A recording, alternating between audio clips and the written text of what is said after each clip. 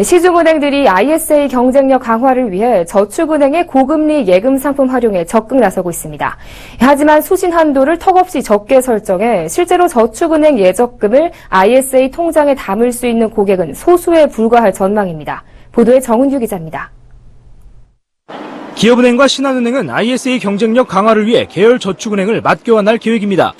기업은행은 신한저축은행 예금 상품을, 신한은행은 IBK저축은행 예금 상품을 ISA에 편입시켜 판매하는 것입니다. 그런데 기업은행과 신한은행은 저축은행 예금을 매월 25억 원까지만 받을 예정입니다. 저축은행 예금 500만 원을 ISA에 담을 경우 매달 가입 가능한 고객 수는 500명에 불과합니다. 이 경우 기업은행과 신한은행 지점 한 곳당 저축은행 예적금을 활용할 수 있는 고객은 한 달에 한 명도 채 안 됩니다. 혜택을 받을 수 있는 고객은 적은데 고금리 저축은행 예금을 은행의 ISA 영업을 위한 미끼로 활용하는 셈입니다.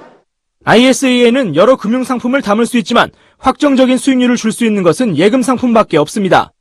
고객 입장에서 펀드와 파생상품 등 여러 상품을 담을 계획이 있어도 가장 높은 예금 이자를 주는 은행을 선택할 필요가 있습니다. 저축은행의 1년 만기 예금 금리는 시중은행보다 최대 1.3%포인트 높습니다.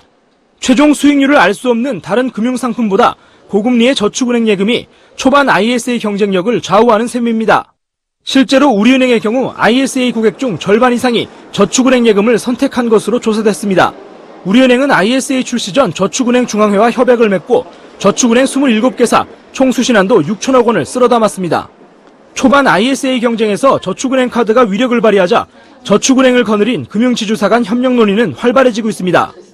하지만 기업은행과 신한은행처럼 적은 한도로 홍보 효과만 내는 사례가 늘어날 가능성이 큽니다. 저축은행의 수신 확대 부담이 크기 때문입니다.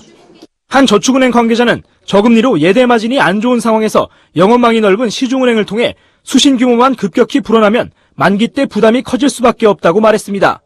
금융지주사 형님격인 시중은행이 하라니 동생격인 저축은행은 마지못해 적은 한도라도 ISA 수신을 받지만 고객들에게는 고금리 예금 기회는 좁은 문에 그칠 수밖에 없는 실정입니다. 서울경제TV 정훈규입니다.